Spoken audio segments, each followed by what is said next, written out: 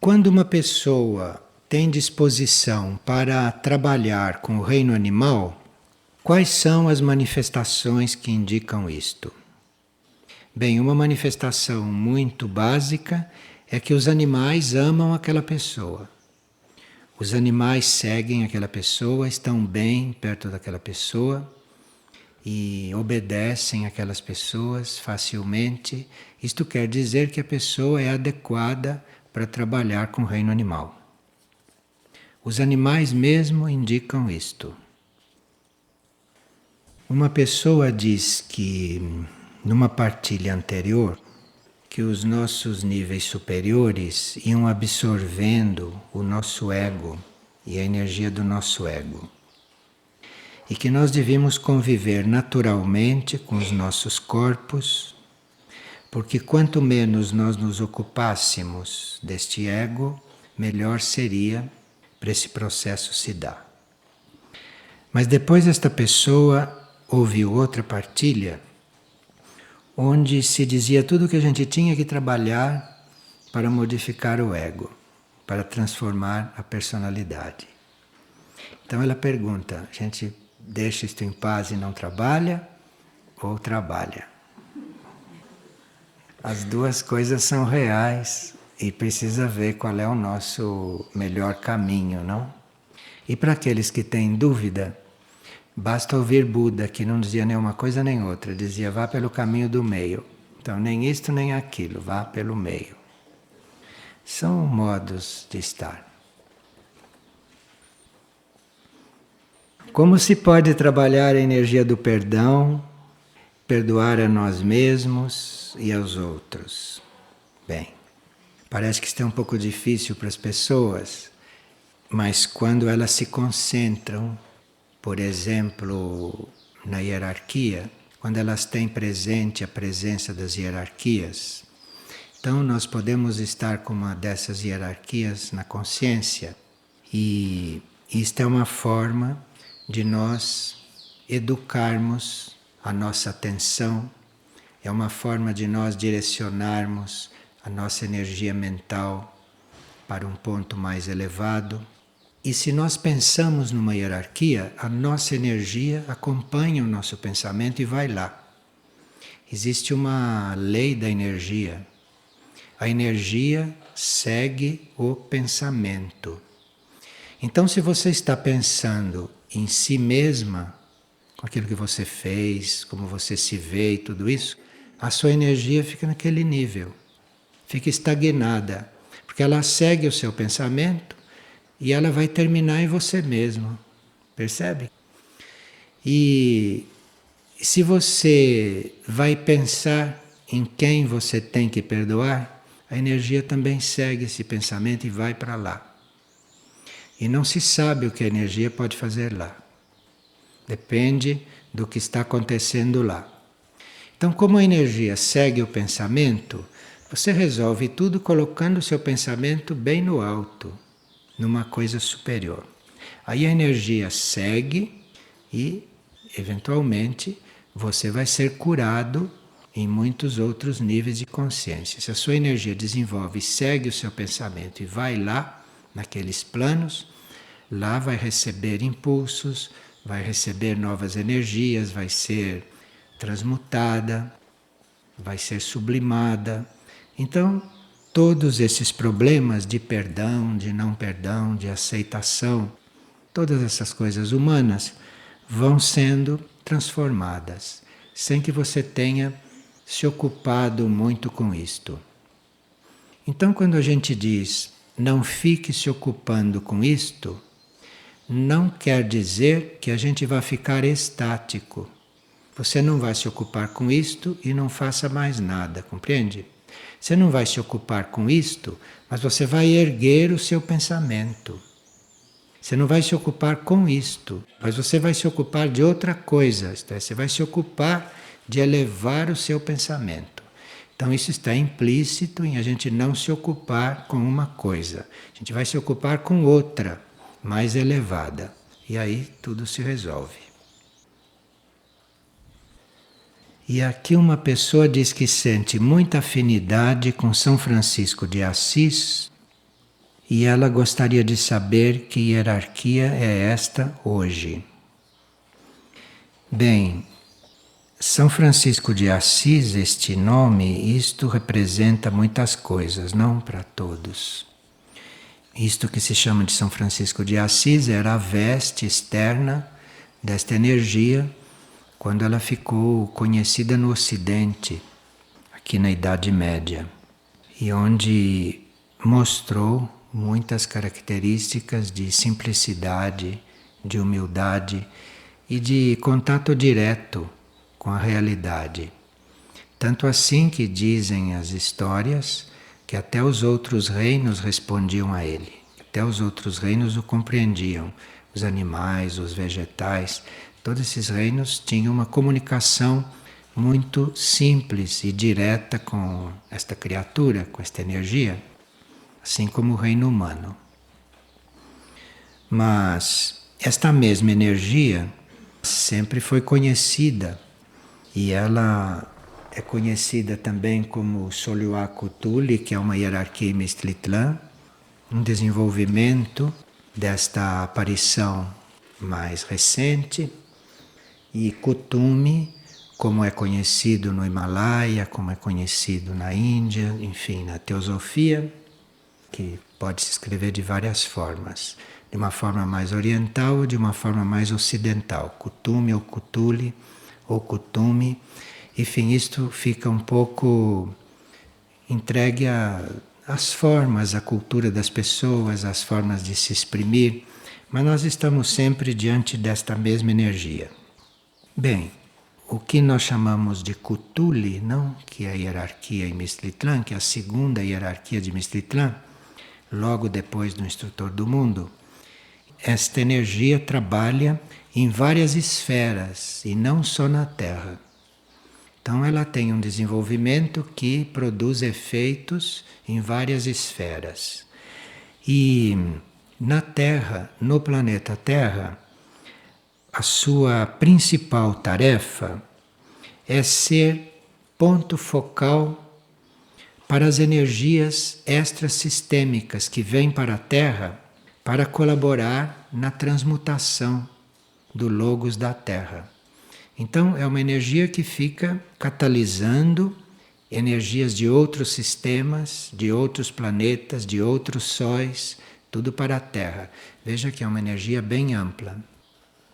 E é uma energia que trabalha também, que ajuda, que é intermediária para que possa acontecer na Terra as transmutações monádicas. Agora, diretamente com os seres humanos, diretamente com os indivíduos, quando essa energia está trabalhando individualmente, os seres, então ela está estimulando a consciência divina nos seres. Então não é bem pedirmos graças e favores para São Francisco de Assis, não? Porque o que realmente estão fazendo conosco é estimular a energia divina.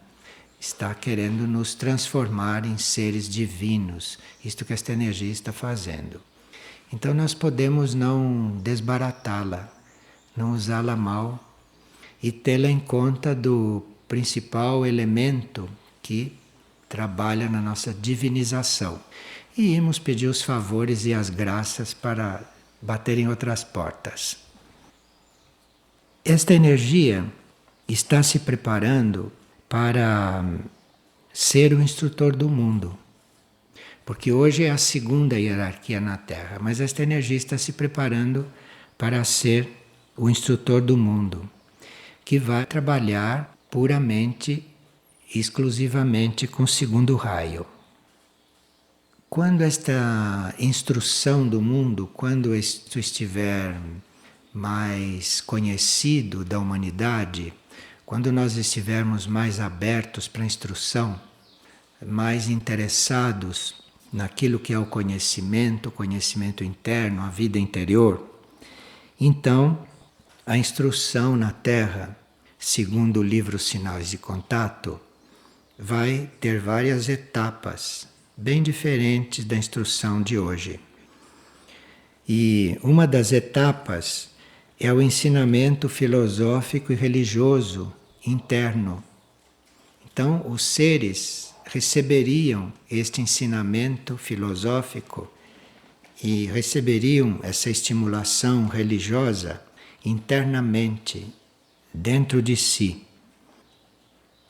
A etapa da formação cultural também seria interna, seria feita por dentro, de dentro para fora. De forma que quando a cultura do indivíduo se manifestasse, ou quando a cultura do indivíduo se manifestar, se vê que é uma coisa que vem de dentro, não é uma coisa lida nos livros ou nos jornais ou aprendida nas escolas. Isto é cultura externa. Então, esta etapa cultural que o instrutor do mundo vai nos apresentar, vai nos trazer, é uma cultura interna. E aquilo que nós manifestarmos brotou de dentro, não veio de fora para nós. E assim também será com a ciência. Porque hoje a ciência é uma pessoa inteligente, uma pessoa capaz, vai à escola, aprende uma porção de coisa e fica fazendo descobertas científicas. Tem que mudar isto, isto vai mudar. E toda esta parte científica, toda esta realidade científica, também virá de dentro dos seres, virá da parte interna dos seres. Isto vai refletir também no nosso conhecimento das leis naturais, porque hoje nós conhecemos as leis naturais da natureza, esta natureza que se manifesta, que nós conhecemos. Mas existe uma supranatureza que está atrás desta. É a natureza maior que sustenta e que vivifica esta natureza, este mundo natural que nós conhecemos. E nós não sabemos nada desta supranatureza. Nós só conhecemos algumas leis naturais, mas as leis da supranatureza nós não conhecemos. E isto entra neste âmbito da nova instrução do mundo. Agora, a nova instrução do mundo não são só essas coisas internas, não tem só esse lado interno, mas tem também uma educação, um treinamento para a vida objetiva, para a vida externa, que também nós não temos muito, porque nós lidamos com as coisas na nossa vida externa de uma maneira um pouco precária. Então deve haver uma educação que diga respeito à vida objetiva, que diga respeito à nossa vida externa, à nossa vida prática. Isto também faz parte deste novo ciclo. E uma mudança de padrões na nossa vida, uma mudança de padrões nos nossos costumes, nos nossos regimes, nos nossos usos. Isto tudo está para ser mudado. Vocês veem, uma civilização que inclui fumo, álcool, drogas. Você vê quanta mudança de padrão tem que haver. Quantas coisas tem que haver aí. Até no bom sentido. Nós recebemos um medicamento com álcool dentro para ele se manter. Isso é um padrão que deveria mudar. Porque você é obrigado a ingerir álcool quando está ingerindo uma coisa para a sua saúde. Quer dizer, uma coisa, um contraste. Então há certos padrões que estão aí para ser mudados.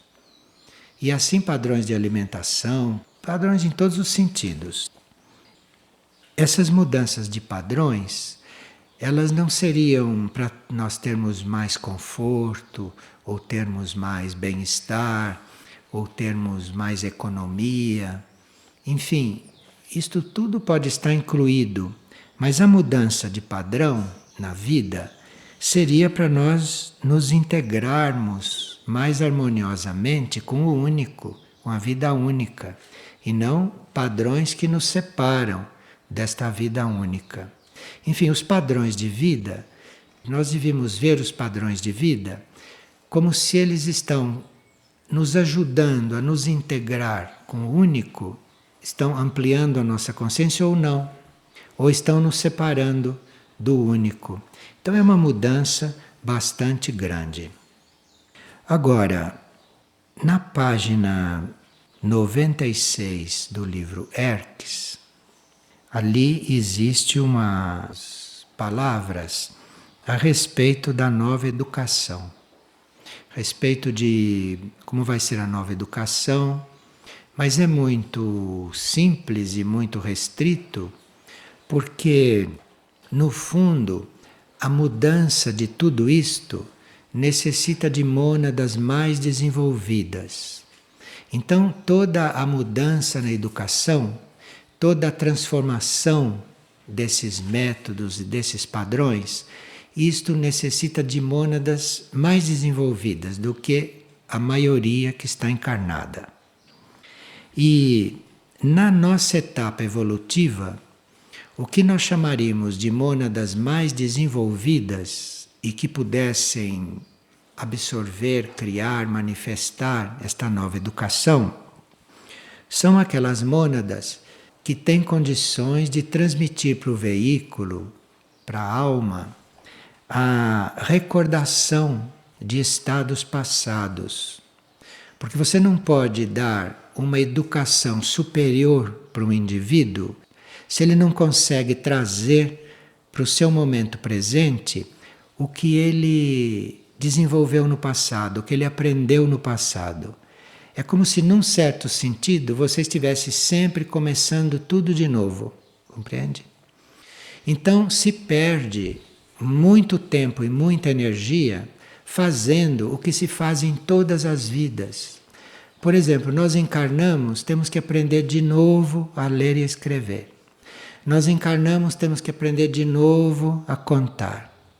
Temos que aprender de novo a maioria das coisas. E quando ia chegar a hora de você aprender uma coisa nova, você já está cansado de recordar coisas velhas. Bom, nós não estamos fazendo apologia do analfabetismo, mas no fundo, aprender a ler centenas de vezes para ler o quê? Isto que é escrito aqui. Quando o livro da vida, o livro das coisas, a supranatureza, as leis superiores não estão escritas. Então você vai aprender para ler o quê? Aqui precisa encontrar o caminho do meio com estas coisas. Porque aqui você precisa também saber ler, saber escrever, saber contar, tudo isto é óbvio. Mas isto não deve ocupar o maior tempo da nossa vida. A ponto de quando você chega num momento de se ocupar de coisas novas, você ou não tem mais energia, ou não tem mais tempo, ou já se comprometeu com tantas coisas, que aí você precisa resolver aquelas coisas. E que ficam sempre num plano conhecido, que não trazem nada de novo. Então, a educação na Terra, a instrução na Terra, vai acompanhando os ciclos da Terra também. O planeta também tem seus ciclos, o planeta também tem suas etapas, e todos os cutules do universo vão de ajudar para que a gente saia desta etapa, entre em outras etapas, mas nós teríamos realmente que invocar estas coisas, que estarmos voltados para estas coisas, que estarmos disponíveis para estas coisas e considerando estas coisas muito importantes para nós. Isto não quer dizer que a gente não se dê mais conta da vida externa, normal, natural. Não, mas esta vida normal, esta vida natural, esta vida evolutiva, não deveria nos ocupar completamente para que tudo isto não ficasse inexistente. Nós teríamos que ter um equilíbrio nisto tudo. Então, se nós considerássemos, por exemplo, uma mônada evoluída, uma criança evoluída, o livro Erques, em alguns pontos, seria um manual para esta criança. O livro Erques é um livro para criança, no fundo. Não aquela primeira parte escrita por mim, estou me referindo à parte em itálico, né, quando falo do livro Erques. Então, toda aquela parte em itálico, aquilo é um livro para criança. É o livro que diz, olha, o homem é isto, isto, isto, o homem é 7 mônadas. Não, estou falando para criança mesmo. Então, aquilo é um livro para criança.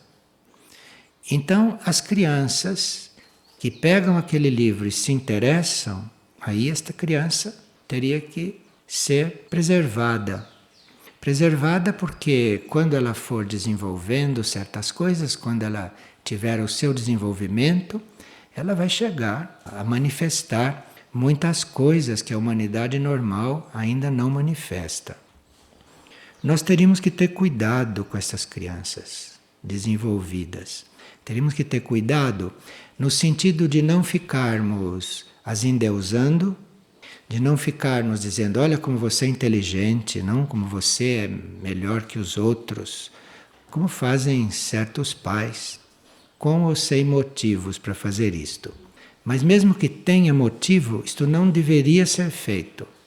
O elogio é a pior coisa que se possa fazer para o espírito. Não só para as crianças, mas para as crianças grandes também. Para as crianças grandes também, o elogio é um verdadeiro desastre para o espírito. Isso a gente precisaria ter em conta. Agora, nem elogiar, nem ficar engrandecendo o indivíduo, muito menos a criança, mas também não ficar diminuindo o indivíduo, não ficar deprimindo o indivíduo. Não é uma coisa e nem outra. Nós não deveríamos nem estar exaltando ninguém e nem menosprezando ninguém. Agora, isto não é só aparentemente, não. Isto é internamente também, com a mente, principalmente com a mente, com o sentimento e com as nossas ações, com o nosso comportamento. Como para fazer a nova instrução, a nova educação, como para conhecer isso nós precisamos de mônadas adiantadas, o nosso papel nesta etapa de transição é não atrapalharmos este processo. Nós não podemos criar uma mônada mais adiantada. Nós não podemos forçar a montagem de uma escola.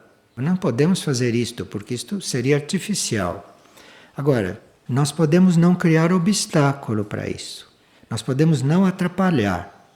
Podemos não estar confirmando as coisas que já são ultrapassadas. Podemos não estar deixando de observar, deixando de notar o que um ser está mostrando de novo, está mostrando de belo, mostrando de original. Nós, mesmo sem exaltá-lo, sem elogiá-lo, sem engrandecê-lo, sem desenvolver a vaidade nele mais do que já existe, nós temos que prestar atenção nele, temos que observar, porque se nós estamos observando, no bom sentido, observando para aprender, isto é um grande estímulo para os seres. Então, não é elogiá-lo, é você estar atento ao que ele é. Porque aí você vai crescendo, você vai aprendendo com ele. E ele também vai desenvolvendo, porque ele sente, percebe que ele está sendo uma referência naquele momento, mas isto tudo de uma forma muito simples, muito tranquila, muito real e verdadeira. E à medida que nós vivemos em harmonia com esses princípios, porque viver em harmonia com esses princípios não quer dizer que a gente esteja vivendo exatamente esses princípios, porque nós somos seres muito misturados, né? Nós somos seres que precisamos de estar na casa do silêncio do universo, né? Ali naquele lugar de purificação do universo. Nós temos que estar nesta casa do silêncio infinita.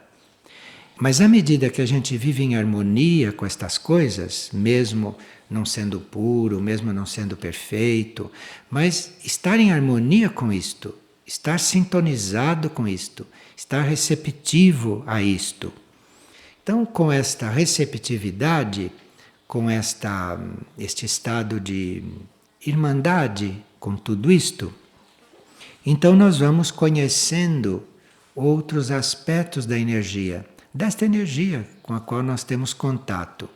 Mas essa nossa energia, ou a energia do mundo, a energia das coisas, isso são aspectos da energia única. E se você está em harmonia com estas coisas superiores, com estas coisas inusitadas, com estas coisas não conhecidas, o que vai acontecer é que você vai fazer contato com outros aspectos da energia. Você vai contatar os níveis da energia que correspondem a estas coisas. Então, você vai começar a fazer uma experiência de contato com outros planos da energia, com outros níveis da energia. E isto é tão real para nós que há místicos ou há seres que não têm uma mente muito científica e que, quando entram em contato com isto, chamam de experiência de Deus. Então dizem que tiveram um encontro com Deus, dizem que conheceram Deus, que viram Deus. Eles viram outros níveis da energia, eles viram outros planos desta energia que nós vemos aqui de uma forma bem conhecida. E estas civilizações que nós chamamos de civilizações mais adiantadas, que chamamos de civilizações superiores, como Hermes, Mistitlan, Aurora, etc., estas civilizações são exatamente outros níveis desta energia. Então, se você está em busca de Deus, por exemplo, se você está em busca de outros planos de vida, se você está em busca de outros níveis de valores, de repente você pode estar em contato com uma civilização superior, com nossos irmãos maiores ou com os nossos irmãos mais sutis, irmãos que tenham mais conhecimento, porque estão em outros planos de consciência. Agora, isto tudo teria que ser feito sem aquilo que aqui na Terra a gente chama de ambição. Então, isto tem que ser feito de uma maneira que seja bem simples e natural para nós, que seja uma decorrência da nossa aspiração e uma decorrência dos nossos atos aqui também, do nosso comportamento aqui, principalmente da nossa atuação junto aos outros seres, junto às outras pessoas, junto aos seres dos outros reinos, porque para esta vida única é muito importante também que a gente dê a mesma atenção, o mesmo amor, tenha o mesmo interesse pelos outros reinos, não só pelos nossos semelhantes, que nos atraem por vários motivos. Nos atraem porque pode nos ajudar em certas coisas, nos atraem porque pode nos completar, pode nos ensinar, pode nos ajudar. Não, mas esta vida única nos indica que há também os outros reinos. Há o reino dos animais, o reino das plantas, o reino dos minerais, o reino dévico, o reino elemental. Há muitos outros reinos tão importantes para a vida única como este reino nosso, este reino humano. Tudo isto é coligado com essa outra visão. A nossa verdadeira transformação e a transformação do nosso ambiente, a transformação do mundo, tudo isso se dá através do desenvolvimento desta consciência. Então você não transforma este mundo, ou você não se transforma, se você não tiver esta abertura, estas coisas todas presentes e principalmente os outros reinos presentes, porque os outros reinos são também habitantes deste mundo, os outros reinos estão na vida única conosco e há uma ligação profunda com isto tudo. O homem até hoje não cumpriu isto. O homem até hoje não desenvolveu estas coisas e o homem até hoje cuidou de si muito mal e cuidou só de si. Então tudo isso está para ser feito, porque se trata realmente de nós darmos um passo para coisas mais internas, mais sutis, mais elevadas, sem deixar para trás, sem abandonar, sem menosprezar aquilo que nos cabe elevar, trazer conosco, não trazer para cima, transformar. Isto é óbvio que isso está tudo concatenado. Muito bem, vocês têm mais alguma pergunta? Pois não. Ah, claro.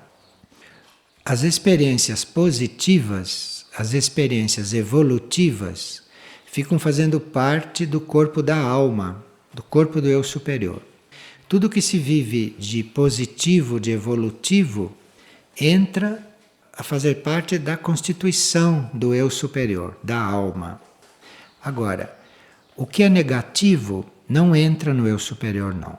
Fica na periferia, fica em volta. Não entra lá. Depois cabe ao eu superior transmutar, mudar aquilo. Mas ele não absorve o que é negativo. Agora, o átomo permanente, sim. O átomo permanente é aquele átomo de cada corpo que atrai os outros átomos. Todas as vezes que se tem que formar um corpo. Então você tem um corpo físico, um corpo astral, um corpo mental, numa determinada encarnação. No átomo permanente vão ficando impressas todas as experiências daquele corpo. Aquele corpo se desintegra no final da encarnação, mas o átomo permanente fica. E no átomo permanente ficam impressas as experiências. Então, um átomo permanente tanto pode evoluir como pode se degradar. Se ele evolui, ele vai fazer um corpo cada vez mais adequado. E se ele se degrada, ele vai formar um corpo cada vez mais deficiente. E isto é no sentido de receber o espírito, de receber a alma encarnada.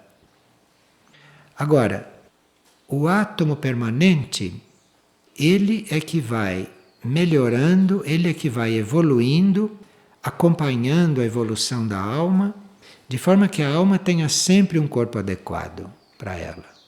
Agora, se esse átomo permanente regride, pela vida que o corpo levou ou por circunstâncias que levaram o corpo a não evoluir, então aí aquele átomo vai atrair outros átomos e o corpo não vai ser tão adequado. Então tem uma diferença entre o átomo permanente, que é aquele que forma os corpos, e o corpo causal, que é o corpo da alma, que só absorve o que é positivo. Mais alguma coisa?